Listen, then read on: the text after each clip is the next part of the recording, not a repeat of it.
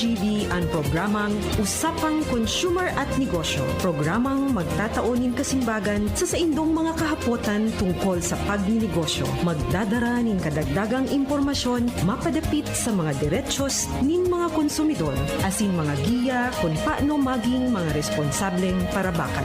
Usapang Consumer at Negosyo. Mataon pagnigbid sa mga matrayumpong negosyante asin sa mga establishmento di negosyo na may marhayin na kontribusyon sa komunidad. Usapang Consumer at Negosyo. Madadangog na kada primero Biyernes kan bulan, alas 11 sagkod alas 12 minuto. Ihahatod sa Indo kan Department of Trade and Industry Regional Office 5. Usapang Consumer at Negosyo. Abangan!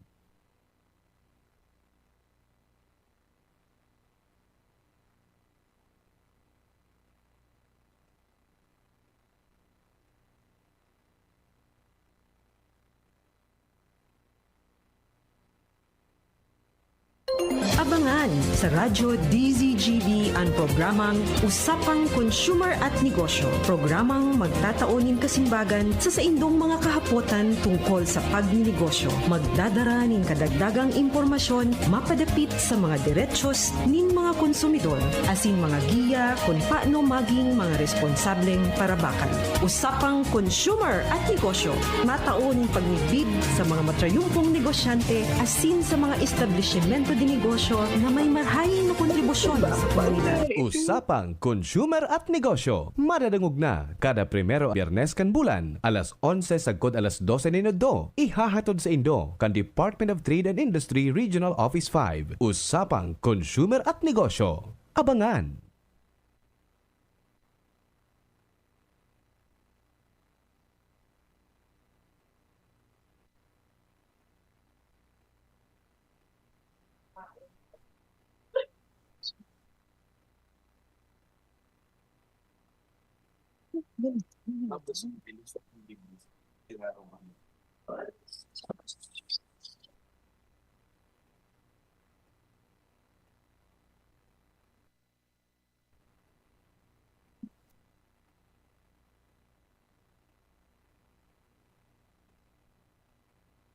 Hi, good morning. Maray na aga po sa satuyang mga paraantabay digdi sa programang Usapang Consumer at Negosyo hatod po sa Indo kang DTI Region 5 Bicol, no? So this is the first episode for the year. Iyo po ini ang samuyang pinaka-enot na episode sa ngonya na taong 2025. So mag-iiribahan po giraray kita sa laog nin sarong taon digdi sa programang Usapang Consumer at Negosyo. Ngunyan pong taon magkakaigwa kita nin duwang episode kada bulan. So ngunyan na bulan pigibo ta ini ngunyan na second Friday kang bulan na January. Pero sa mga masunod na bulan asin sa mga iba pang bulan kaining taon, first Friday gigibuhon ta ini boda third Friday kang kada bulan. Kaya ngunyan iyo lang po ini ang sa tuyang episode ngunyan na taon na kung saan second Sunday ta ginibo. So sana po antabayan po giraray nindo ang programang ini, Usapang Consumer at Negosyo kada Biyernes, first and third Friday kang bulan, no? Kaya langon yan, dahil enot po ini, kaya iba po ang schedule tangon yan. Pero sa mga masunod, first Friday and third Friday na kang kada bulan. So dahil iyo po ini sa tuyang enot na episode, ngunyan na taon, makakaiba tangon yan ang samuyang Assistant Regional Director si Sir Joseph Ranyola. Siguro haloy-haloy na panahon na daita nakaiba inidigdi sa tuyang programa, pero kang mga enot na programa ta pirmita ini nakakairiba digdi sa programa ta si Sir Joseph Ranyola. Tawan ta po muna ki pagkakataon na bation ni Sir Joseph ang sa tuyang mga paraantabay digdi sa programang Usapang Consumer at Negosyo. Sir Joseph, maray na aga, welcome po digdi sa programa. Thank you very much, Ma'am Bem. Talagang grabing pasalamat ko po sa dahil naimbitaran mo ako. Sabi mo baga haloy-haloy ako dahil nakabalik manigadigdi. But then, as always, I've been telling you, it's always nice to be back. So, sabi mo nga kasapon, naghapit ka digis ako sa kwarto ko. Pighapot mo ako manood sa sarong bagay. Sabi ko, it will always be nice to be back. Sabi ko sa iyo. Pagkatapos, para sa mga naghihinan nyo, kaining programa tang Usapang Consumer at Negosyo. Yaw na naman po ang Department of Trade and Industry Regional Office 5 sa ngaran ang kansamuyang Regional Director RD Dindo Gina Ball, which is also Mrs. Yakla nakataang matukaw digdip sa tuyang programa.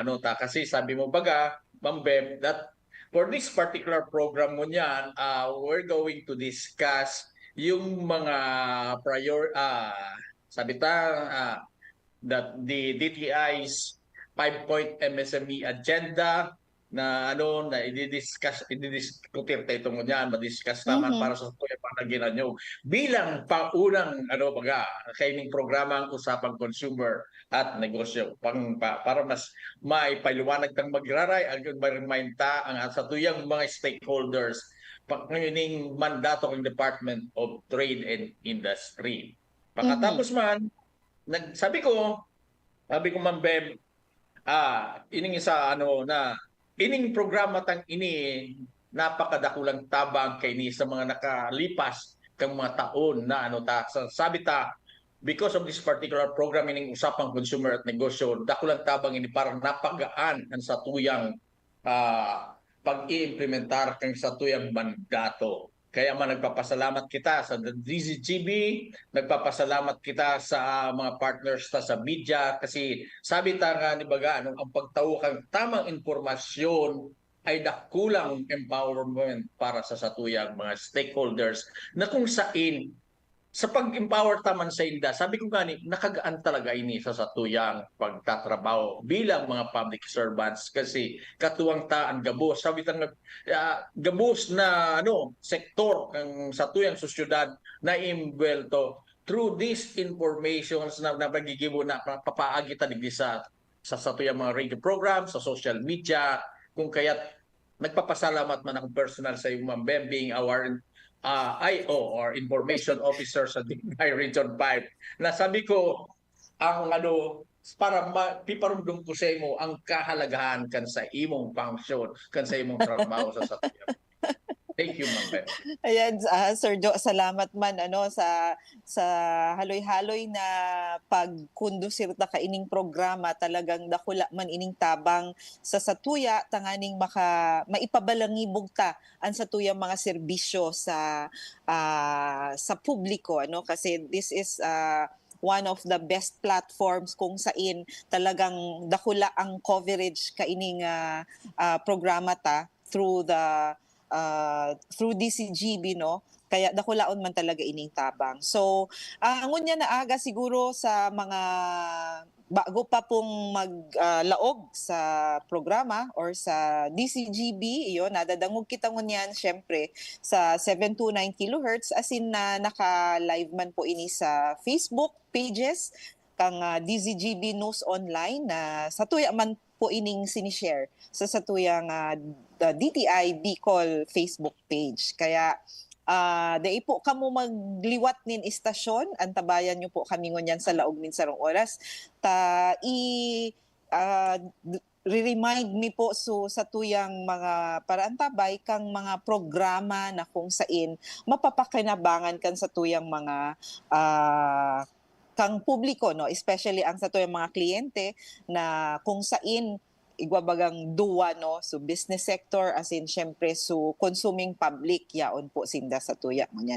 So Sir Jo, nabanggit mo na mga programa as in mandato kang DTI sa tuya ngunya na ihihiras giraray sa tuyang mga paraantabay nganing ma-remind sinda kang sa tuyang mga programa na kung saan pwede sindang mabinipisyuhan. Ano po?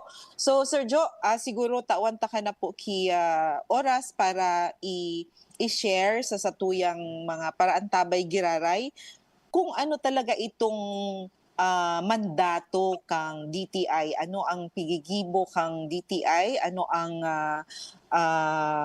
pwedeng mabinipisyuhan mabinipisyuhan ang publiko kan sa tuyang mga serbisyo asin mga programa po.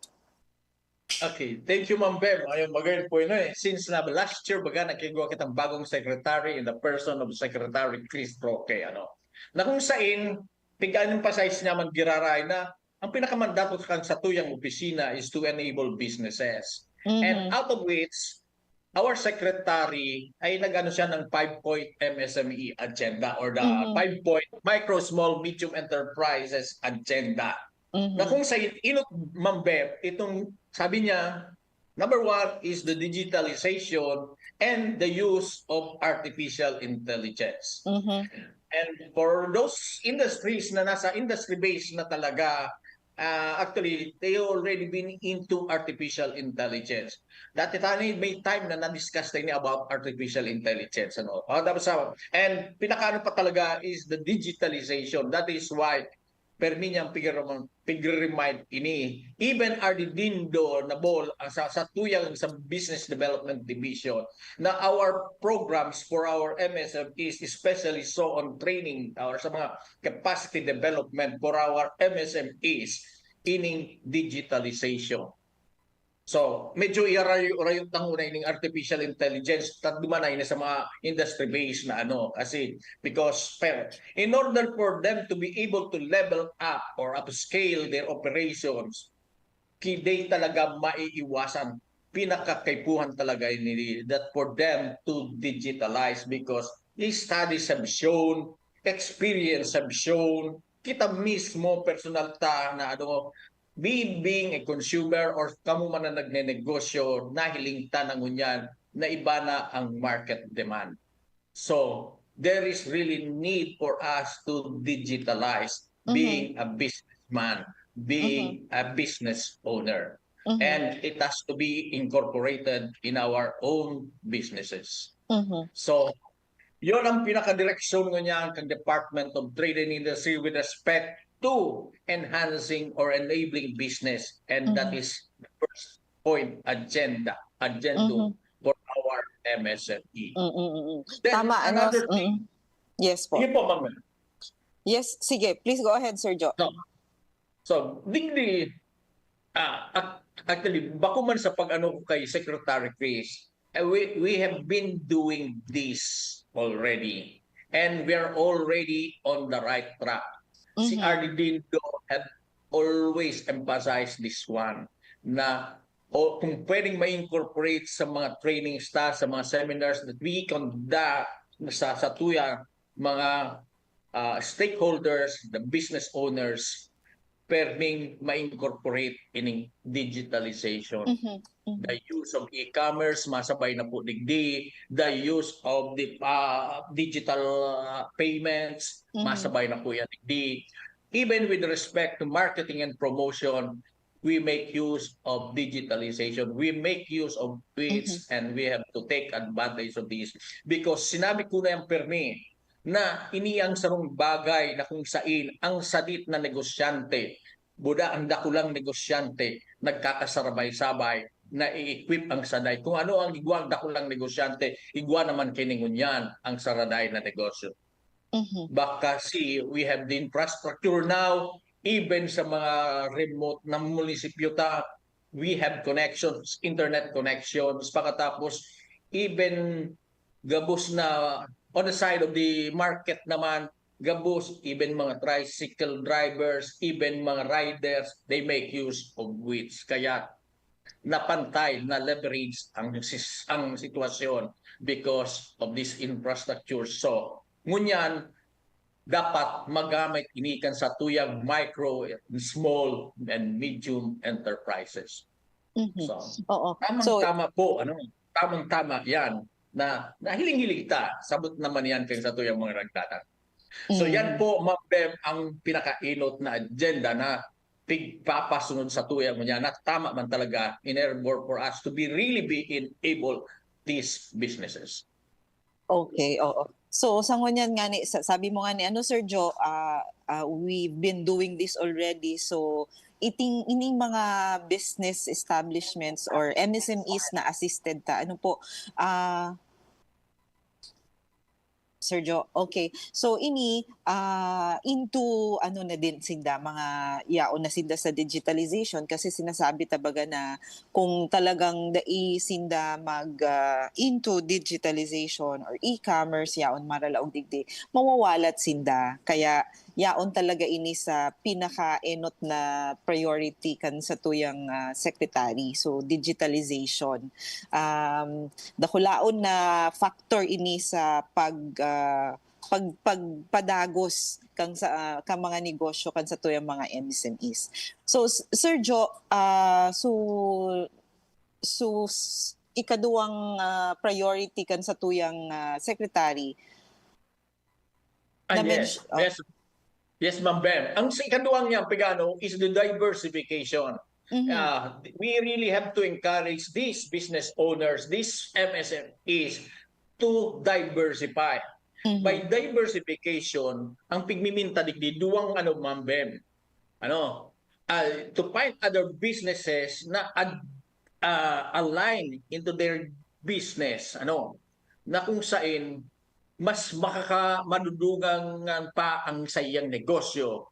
And at the same time, itong diversification on the aspect of finding new markets. Gariman sana sa tinampo, aram tabaga ang saan ka nga nag-agi? Duman nga sa diversion mode. Pero pasain ka, paduman ka man giraray sa naga, pero day ka na nag-agi sa libo na bahay, duman ka na sa nag-diversify. So, it could be that na kung sayin, ang market mo, na kung sayin, igwa ka ng market na local or domestic market, if it is possible also for you to find an international market, why not? Iyong pigano niya sa diversification. So, which is really true, na kung sayin, it depends on the products that you're offering or the service that you're offering. Na kung saan, if there is really a need for you to diversify, na talagang kadaklan man na negosyo mo niyan, lalong-lalo na if it is product, then why not? So, sabi niya, diversification is very important also to be considered by our MSMEs. Na kung saan, duwa ang pigmimin niya duman. Kung mas papaano tayo mapapadakul ang income ninda and mas papaano makakuha kitang diversion, mas na kung saan we can get other markets for their products and services na mai-opera nindang market. Then ang pangtulong ng BEM, which is dati na ini, but then sabi niya, in as much as this is a perennial problem for our micro and small enterprises, itong tiyapod na natong funding. So, with respect to sa financial assistance, pwede ba kung gusto ng assistance in a way na pagtatawan silang grants or na but then, tatawan silang mga paagi or kung saan madudumanan, we can guide them kung paano sila makakautang para ma-scale ang businesses nila. Lalong-lalo na duman sa mga MSMEs that are potential na kikulang na, na kung saan kikulang na ang production nila as compared duman sa demand kag mga market nila. So, in this case, sabi niya, financing or funding should always be available to these MSMEs, and there is a need for the DTI people to assist them para mas may tama sinda, may track sinda para sa kung saan sinda makakuha. Making a project proposal, pakatapos making a feasibility study for this, kung whatever assistance so that we can do, because we have in every negosyo centers, we have our business counselors na makakapag-facilitate kini. So, dapat mailid na sindadigdi. And for our in-house, we have the SB Corp or the Small Business Guarantee Corporation na kung saan this is the financing arm na pigtataramtana para nasa laog mismo kang Department of Trade and Industry. In fact, this is headed by our very own Secretary, Chris Roque, ang atong sa tuyang SB Corp. So, talagang napaka-importante ninyo niyan. And namumuya siya na ano niya, na that's what for me. Just yesterday, nailing ko na naman na pigpa-fast track niya. Kung sisay sa mga KMME graduates na were already availed ng mga ano. Kasi ito baga, tinawanta ng the right education, the right knowledge, pakatapos nailingta na sa potential, pakatapos naitauta naman sa SB Corp. Talagang dahil din ko na naman, fast track niya sa reports duman kung sisay. Pakatapos, what are then sisay duman out of the KMME mentees or graduates, sisay itong mga potential beneficiaries na naman na dapat may recommend kaagad sa SB Corp for funding support.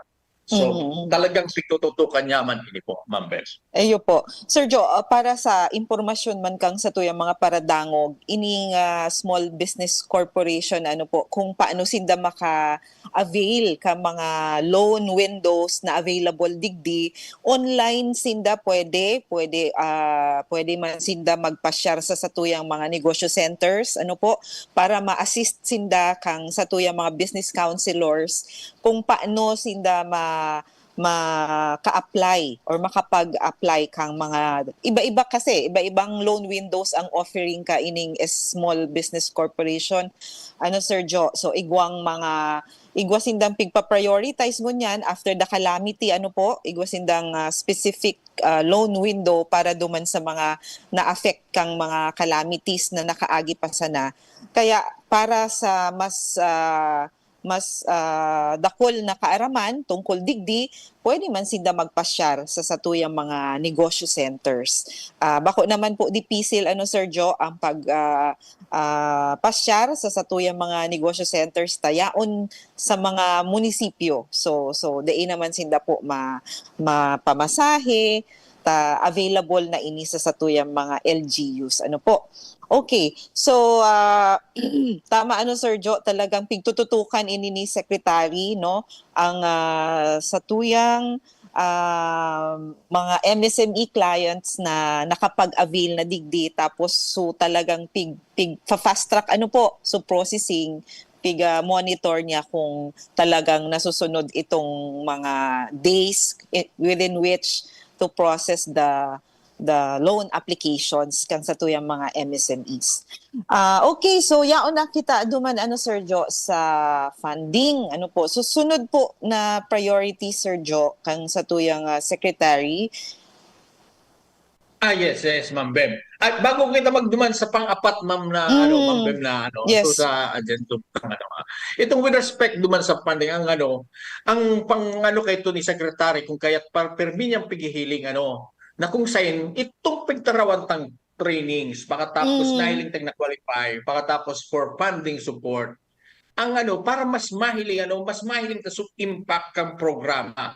Sayang man impact kang KMME itong kapatid mentor me program, pakatapos itong mga program star regarding ISMIRA or itong mga trainings na pigatawta sa mga MSMEs.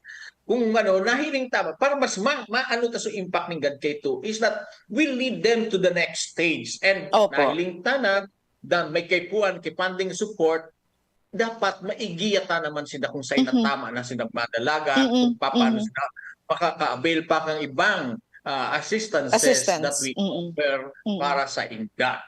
Ito ang bagayon man na ito. Kung kahit sabi ko nga, di baga kasuhapon tulos niya ako na naman igwa na naman na request duman para sa naghahagad sa itong mga lista na pwedeng matambangan, pakatapos sabi niya potential beneficiaries, pag-aagan niya kagad ito. And then, maduman na kita Ma'am Bem sa pang-apat na sabi niya addendum na kung saan itong iapod niyang franchising. Pag-iapod tang franchising. With respect to this particular addendum, ining franchising, ang instruction or ang pinagpaghiling kang kang Department of Trade and Industry in a perspective na there are MSMEs which can now be a franchisor, and there are also MSMEs that could be possible na maging franchisee. Because there has been a study already that with respect to the success of businesses, this particular business model, meaning franchising, mas halangkaw ang survival rate kang franchise business alangkaw ang survival rate kay ni. That is why ining piglilid daman kay ni ining mga entrepreneurs ta. Na kung side, if it is possible na makaka-franchise ka mo, na pareho man kang line of business na interest nito, then why not? And for those MSMEs na talagang grown na, like, nakulong kita kaya deal. Nakul na nga ni, in fact, na mga homegrown ta, we have this. Sa to lang, locally, we have this Graceland, Bigs. Bigs, but then sa international, as you can see, dahil na bagay, mga corporations like the Jollibee, pagkatapos itong Potato Corner, na dakulo na yan ngunya, you go to Southeast Asia, even bako lang sa China, sa Japan, iguan na yan ang mga Potato Corner na very competitive also. Duman, although they are offering also, ngunya nagurusto ini kaya. That is why, sarap manini. Saro ini sa mga may which is franchising. So duwa ang paghiling kay ni kang sa tuya kang department of duang perspektibo ang paghiling kay ni, be as a franchisor, be a franchisee. Either way, it is very paramount para sa tuyang mga MSMEs na may lead na sindadigdi sa tamang direksyon because of the recent studies kang success kang mga franchise business. And the last one, Ma'am Beth, sabi ko, permita na yung pigigibuman, but then, ang mas gusto niya ni Secretary Chris Roque, ang last na agendum ta is the mentoring and strategic learning. That is why, if you will notice, in the last program ng OTOP, there has been a OTOP or the OTOP stores or the OTOP hubs itong mga na it has to be also be converted into a learning center or na mga learning center.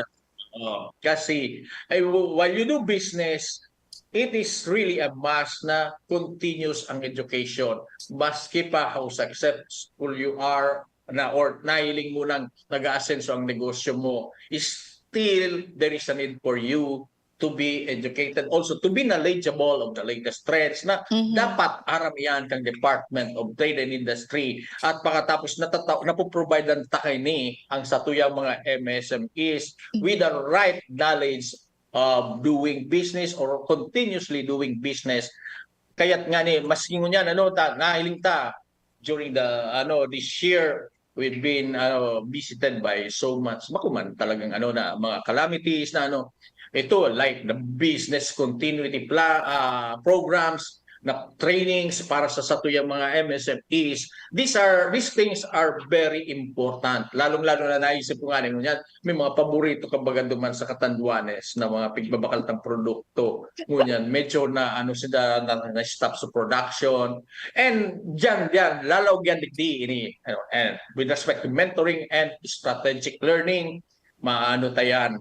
Although sabi ta dati ng pigigibo, but then it has to be enhanced na bako lang sa pag-business kung paano nila mapupursu ang pag-business or mapapadagos ang pag-business or if there are disruptions na dapat yan ta. And with respect to mentoring, still we have the KMME program, KMME, MME, as well as yung mga SMERA programs dakol po yan, and also yung sa Be Your Own Boss programs, the youth entrepreneurship programs, lalaog na po yan digdi sa panglimang agenda na gusto sa tuyang dapat na trabahon kang Department of Trade and Industry. Ngunyan, Ma'am Bem, ang with respect to the just last year, kahaloy na. So the MSME Development Plan 2023 to 2028 was recently signed. I think it was November or October if I'm not mistaken. Although nakalatag na inihaluyon sa Office of the President because it has to be approved by the President. Pero nadepensa na ngunyan pagkatapos nagluwas na yan. And ang man talaga under the MSME Development Plan for 2023 to 2028, ang focus naka-align mandungan sa agenda ni Secretary. One of which is the MSME environment na dapat itong ecosystem kay ning mga MSME ay ma-strengthen. Pagkatapos, ito na nga, so funding and the financing prospects dapat ma-increase. Yan ang duman sa focus area ng MSME Development Plan. Mapakaray ang MSME environment by strengthening the ecosystem for these MSMEs. That is why, igwa kitang sarong group baga duman mambem itong specialist duman sa logistics para mas mausay mas mapakaray itong value chain kining mga businesses na ini. So the ecosystem will be strengthened, and under this MSME environment, ang pinakanuta is that the financing prospects para sa MSME is being increased. And another focus area, Ma'am, is the MSME competencies. Malaog na naman ini sa panglimang agenda, which is the knowledge and skills of our MSMEs or of our entrepreneurs should be increased, and the technology and innovation be accelerated. Kaya tigwaman kita mga groups dyan, duman na tabaga just 5 p.m. yesterday, we received the new organizational setup of the Department of Trade and Industry. Then, the last focus area, ito na mismong MSME prospects in which dapat ma-optimize ta ining merkado tang local and pagkatapos ma-penetrate taman itong global market. International. And ang tulong focus, MSME focus area. Okay, oo. Kumbaga, Sir Joe, ang sinasabi ta na sa mga assistances na tinatao sa tuyang mga MSMEs, talagang series of assistances ang tinatao ta. Magpuon sa bago, tapos sa mga growing, sa mga nagdadakula ng mga MSMEs. Kaya nga ni igwaman baga kita, Sir Joe, na ito bagang pinapagraduate ta from micro to small, from small to medium, and then from medium to large. So, iyan po. So, kaya dapat ito. Iyo po iyan ang talagang pinapasabot sa tuya din ng mga paraantabay sa publiko na ang DTI yaon iyan sa pag guide no kan sa tuyang mga MSME clients na dapat magdakula man sinda. Bako sana itong pagpuon iyo na ini. So mino-monitor ta iyan, ginigiyahan ta sinda kung ano pa sa mga kinakaipuhan nindang mga assistance na kung sain pwede sindang dumakula. Ano po? Yes, Ma'am Bem. Talagang pwede ka na sa Masbate, Pwede na. Tama po ito, Ma'am Bem. And out that,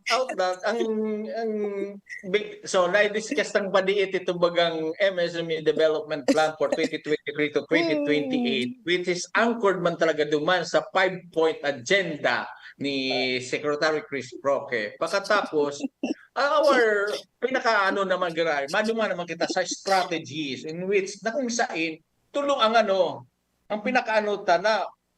ang sabi tabaga, ang permi ni Secretary Chris na there has to be a higher level of competitiveness of the for the Philippines, and sabi niya dapat maging second in ASEAN with respect to foreign direct investment by 2028. And we can do this by number one, ang is to really upscale ito ng tinaram ko sa bago. Upscale enterprises. So dapat ma-upgrade tama ning God ining at sa tuyang mga MSME. So sabi mo sa level na from micro maging small, and sa mga small maging medium, continuously na magtaas ang level ninda. And that is the first strategy. And another thing is to see to it that there has to be growth in employment and in terms of economy para maging talagang competitive kita.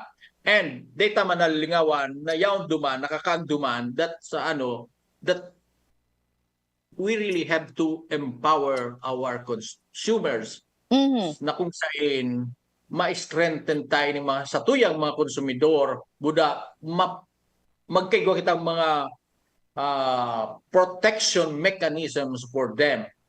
Okay, because they are also considered as market of these enterprises Opo. of these. So dumana Sir Jo malaog so sa tuyang saro pang mandato itong mga enotang pinag-ulayan yaon ito duman ma-fall sa enabling business na ano po.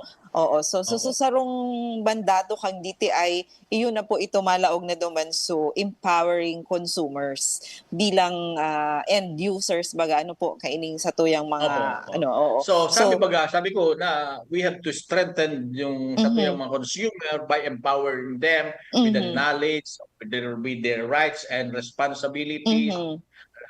Pagkatapos, and also on the part of the regulatory agencies by providing them protective mechanisms Mhm. para mas ma-exercise ninda at magibo ninda itong mga rights and responsibilities ninda. Mm. So, duman sa So, tulong aspect. opo. And through this program, ano Sir Jo, inisaro sa paagi kung paano ta ma-empower ang sa tuyang mga consumers, consuming public, ma-provide sinda kitamang impormasyon, no? Para talagang ang sinasabi tabaga palagi pirmi na ang consumer na pirming ano ito ang wais ano ang consumer na may alam kaya ining programa tang ini saro ining paagi para pirmi sinda maedukar no kang sa indang mga dapat na maaraman bilang mga consumer sa mga diretsyon as in syempre igwa ining kaakibat man ang mga responsibilidad. So ngunyan nga ni Sir Jo ano bulan bagang Enero, January. Iyo po ini ang sa tuyang nini so mga renewal kang mga business permits and licenses kaya pag bulan na Enero ini-expecta itong mga clients na nagre-rehistro or nagre-renew kang sa indang mga business names kaya langon yan ano Sir Jo purely online na ang business registration. Oo, kaya medyo kulang na ang nagdididi sa tuya sa office ta ng mga clients to register or renew their business names. Pero pag may nagdidigdi, syempre permita man giraray pig assist ano kung paano sinda makapagrehistro kang sa indang business names using the online portal, yung business name registration. So Sir Jo, Ayun. oo, manunungod duman Tama sa po ito. yes po. Oo. Magayon po, ito tama po ito na inapaluwanag mo, tadakulon mo niyan po, Ma'am Bem, nag-renew, pagkatapos nag-apply for business name registration na online na po yan niyan na totally 100% online. Maski digdi ang teller, they na ang pag-assist dinda ay sangara na mismo kang registrant or would-be registrant na bakuna mismo on the account ng teller.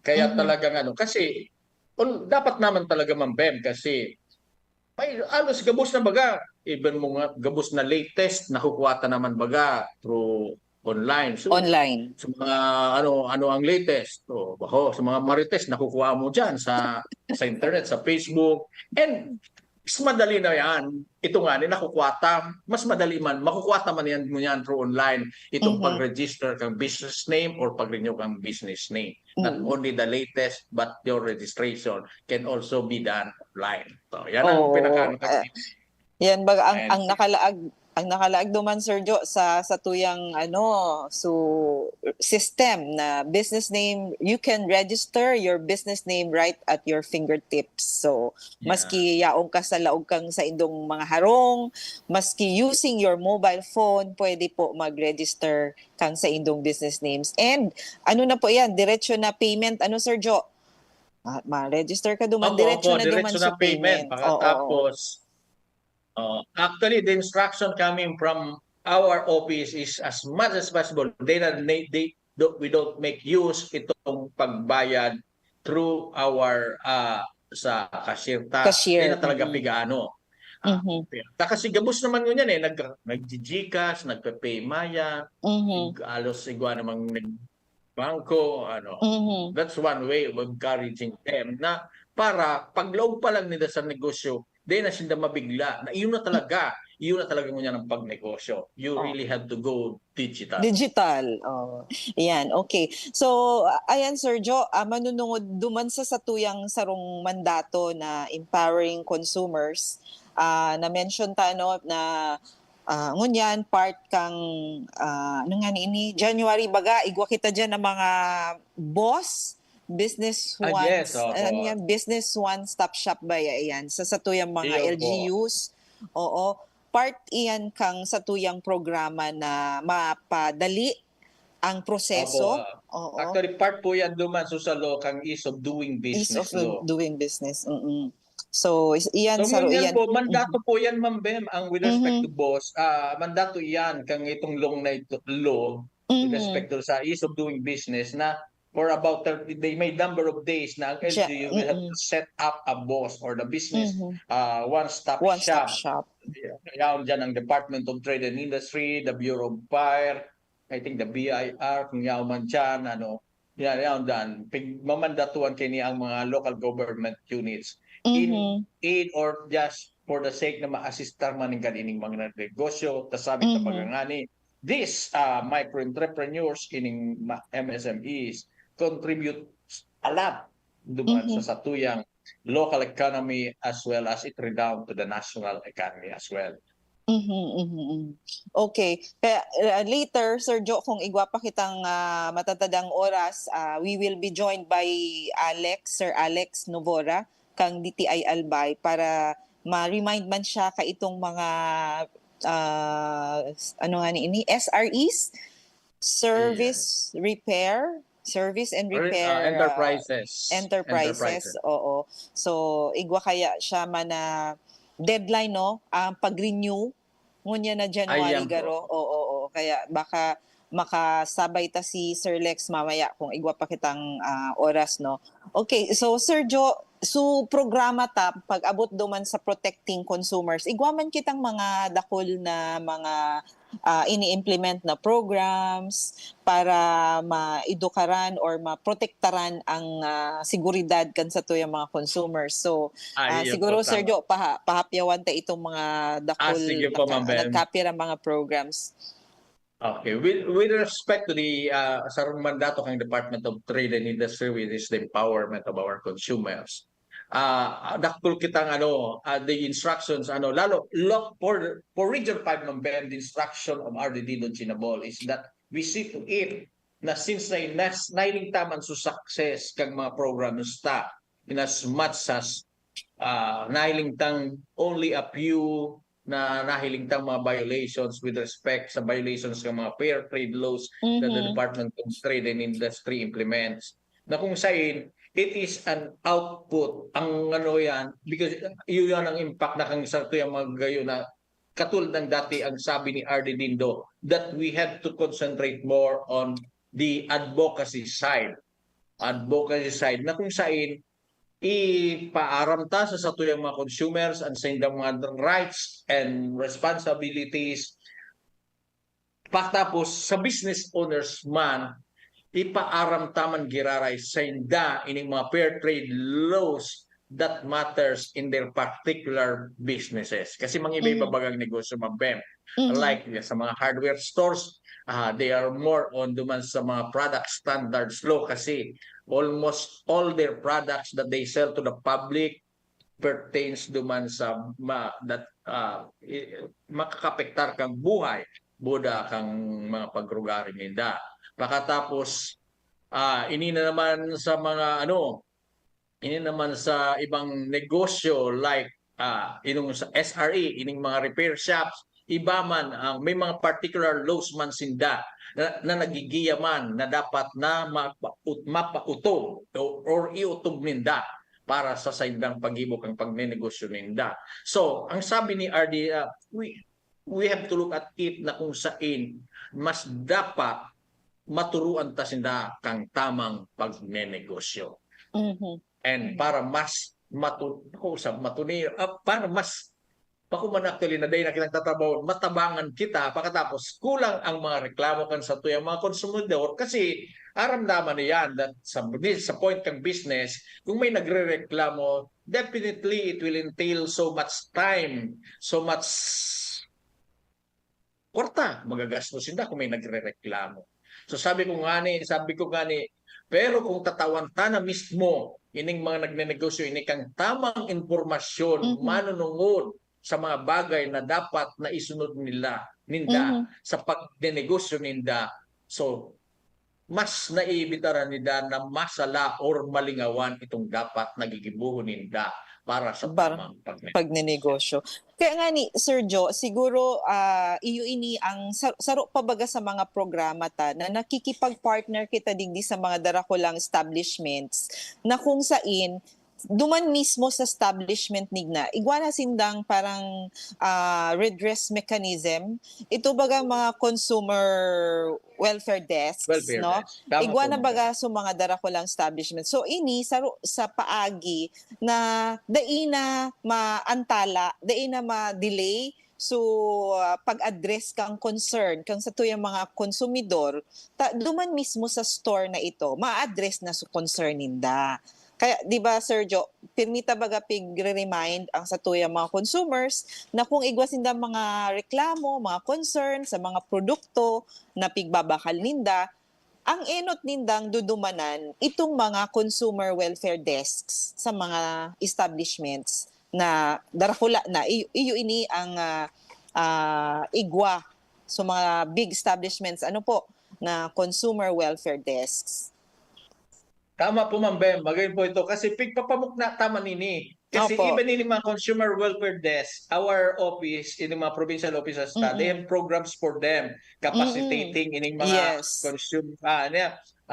customer welfare desk ninda. Officers, Pagkatapos, oo. as to Mm-mm. handling this particular mga concerns ng mga Mm-mm. consumers, na Mm-mm. actually, pagkatapos, pinagmumukna ta talaga ini na sa mga Mhm. negosyo. Aram naman hindi ini ngunyan because ini mga bago ng mga nagnegosyo ngunyan. Aram naman ninda na ang pag may nagrereklamo, it's not actually a complaint.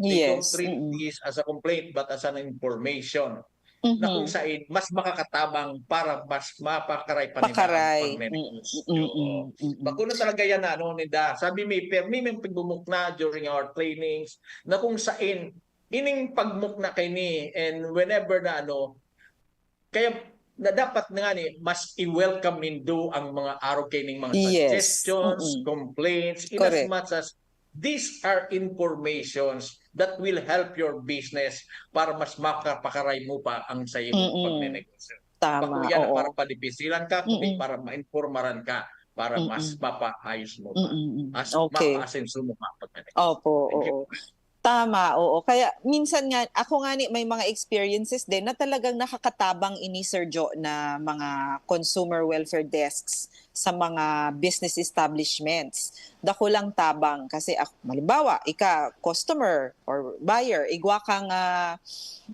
reklamo, halimbawa nga doble so price tag. Pag duman mo sa produkto, iba so price tag na nakadukot.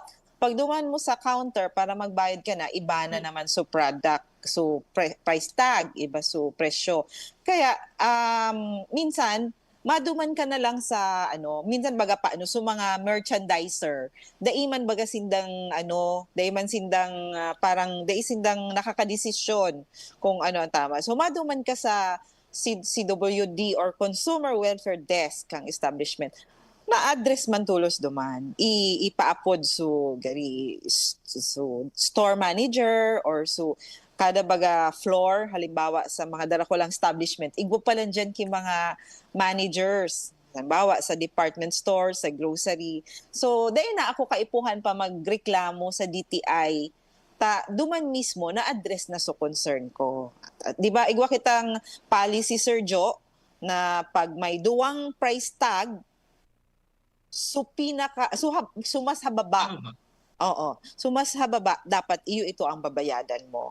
Regardless kung nasa lang so dicer, dain napalitan or dapat ma-insist ka as a consumer na sumas hababang presyo ito ang babayadan. So mga araw kaya na bagay Sir Jo napapadali through the consumer welfare desks na kung saan pigtitrain man ni DTI.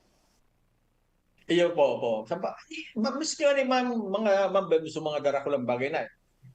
with respect to the enforcement of warranty, Opo. kang mga produkto. Yes. Na-address na po yan kang mga consumer welfare desk kan sa tuyang mga business establishments. Kasi arap naman inda yan.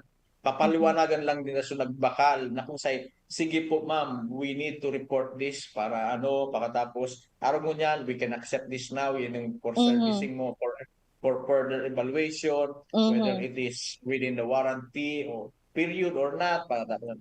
So, no need for you to go to DTI para mas kasi sabi tabaga, time is gold, not only for the business owner, but also for the consumers.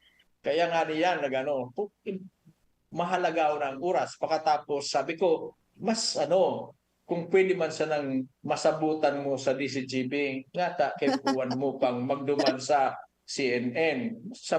Man sa kayo ng pasil man sa nabago, nasabutan na digri sa okay, sa usapang consumer at negosyo. Ngata, kay buwan mo pang magduman kay sa sarong programa na ipapaapod ka mo pagkatapos ito tilibay sa pag-iwal nindo, mga arke na bagay. Na kung sa'yo, mapapaabot na. You can message our Facebook page naman, arke. Or you can go, sabi ka, duman sa CWD, Consumer Desk Officers of that business establishment. Oo. Then, nakamamagduman kay Senator Ranyola.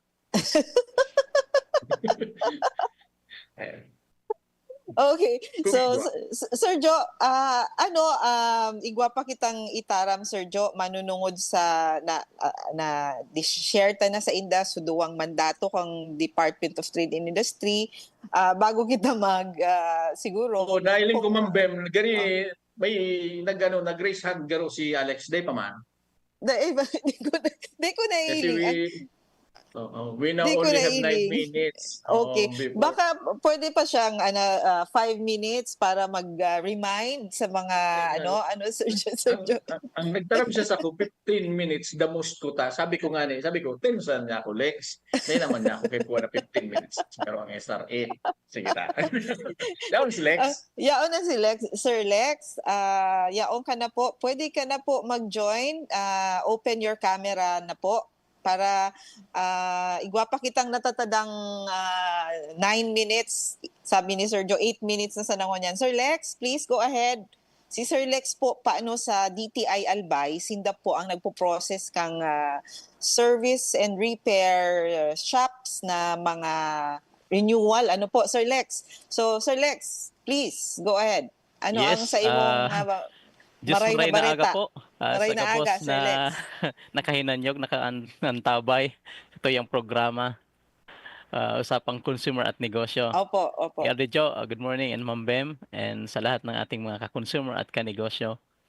Actually, ito po ay salamat sa pag-invite pala sa amin.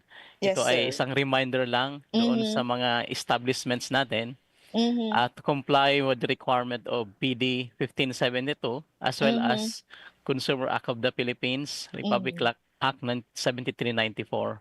Nandun po yan sa Article 125 hanggang 130 na ang bawat establishment, regardless of the form of organization, may it be sole proprietor, corporation, o cooperative, ay kailangan munang mag-accredit sa DTI before sila mag-operate ng isang repair enterprise. Opo. So, ang mga covered po niyan, yung mga nag-operate ng repair of motor vehicle, Opo. mga machine shop, Opo. nandiyan na po yung mga sa medical and dental equipment, data processing equipment, mga office machine, even electronics, electrical, air conditioning and refrigeration, and other consumer mechanical and industrial equipment po. Yan, Ma'am Bem. So kung itong mga nasambit mong establishments, dapat bago sila mag-operate, magpa-accredit sa DTI? Yes po. Kasi yun nga, ina-anchor natin yung pinaka policy ng ating state to promote the interest or protect the interest of the consumer and promote his general welfare as well as establish standards of conduct for business industry. Opo. So mahalagang i-anchor natin yon sa pag-protect ng consumer kung saan kanina pinag-uusapan natin yung about consumer protection. Hindi lang yung ano po, yung buhay, maging yung property. Pero mas mahalaga pa rin yung una-una. So, i-regulate natin, binigyan kahit tayo ng power sa DTI na mag-regulate ng mga establishment. Kaya Na. tine-check natin yung compliance sa kanilang quality ng serbisyo at as well as yung safety, of course. That Opo. is why part of the requirement yun nga na kailangan yung nagre-repair doon, yung technical personnel, kailangan siyang mayroong TESDA. TESDA NC2 applicable for the business industry. Kung ano yung related na ano po, line of business or in-offer na service, kailangan yung ating technical personnel na gagawa noon ay naka-anchor doon or naka-align yung kanyang capacity or yung capability, yung kanyang competency na tinatawag. Opo. So kung isa yon sa pinaka-major requirement natin para ma-accredit. As Yes. well as yung compliance nila din sa warranty. Kailangan Opo. nagpa-execute tayo ng yung ano po, application form with notarized undertaking Yes. as to the compliance to service warranty with a minimum of 90 days po as provided Yes. for in the Consumer Act of the Philippines. Okay. Ibig sabihin nito, kung ako nag-prepare po sa inyo ng Sasakyan, halimbawa. mayroon siyang warranty as to the quality of workmanship. Opo. Kung ano man na repair doon, particularly for Okay. example brake system, so meron siyang binibigay na back job sa layman's term na Okay. kung ano man yung nakita niyang defect, basta hindi lang yung cause ng defect is misuse, yung halimbawa mayroon siyang ano diyon, ginawang ibang mga ginawa sa or Yes. intervention Apo. or accident or something like that. Yes. So hindi mabovoid yung warranty. So kailangan din na mayroong siyang third party na mag-assume ng risk. Opo. Ang risk natin minimi natin yung comprehensive losses, general comprehensive insurance in the form of that. Yung kanilang requirement. Halimbawa, ako nagpa-repair ng isang computer. So habang nandoon sa premise ng establishment na yon, dahil sa bagyo, for example, bagyo or flood, nasira. Ngayon, mayroon siyang babalikan na third party na mag-assume ng damages or losses. So hindi lang sa bagyo, sa apoy, etc. So isa po 'yon yung mga major requirement. Then for the rest of the requirements, pwede silang makipag-coordinate sa amin Yes. para Oo. namin matulungan kung paano yung pag-operate. Mahalaga din po pala sa mga magpapa-repair na may establish natin yung contract at the initial negotiation. Okay. Marami kasi pag nagpa-repair, may mga add-ons na tinatawag. Doon nagkakaroon tayo ng mga complaints, Ma'am Bem. Opo. Oo. Na So, hindi Sir niyo nakasama Lex, sa sa usapan, nagkakaroon sila ng misunderstanding, miscommunication. So mahalaga So, na importante ma-establish yung yung contract. Opo. doon pa lang sa Oo. pagsisimula or Yes. pag-establish ng sales or ng Okay. service. Yes. So, Sir Lex, siguro hanapin na lang kung yung mga ating mga business establishment owners na merong service and repair shops, no? Hanapin na lang si Sir Alex Novora sa DTI Albay Provincial Office. Ito po, Sir Lex, hindi pwede online, no? Kailangan talaga nilang bumisita sa iyo para sa pag-process ng kanilang Yes, mga sa ngayon po, accreditation. Ma'am Bem, Opo. May pero deadline ka po, Sir eventually, Lex? magkakaroon tayo ng online. Sa ngayon, Okay. face-to-face muna. Yes, oo. As Kailan provided po ang for- deadline mo, Sir Lex? Yes, as Deadline. provided for in the PD 1572 regulation, ang Opo. ating renewal schedule is on or before the last day of January. That is Okay. January January 31. 31. Okay, Opo. oo. Oo. So, Sir Lex, 1 minute na lang tayo, no, Sir Lex? So, yung mga Tama, may yung mga sabi ni Sir Joe, ano? yung mga SREs, no, pwedeng pumunta na lang po kayo sa DTI Albay Provincial Office. Sa second floor po siya ng DBP building. Hanapin niyo po si Sir Alex Novora para sa Yes. inyong SRE accreditation, no. Opo. Hindi sila pwedeng mag-renew ng kanilang mga business permits without accrediting or renewing, no? Renewal yearly po, Sir Lex. Ano po?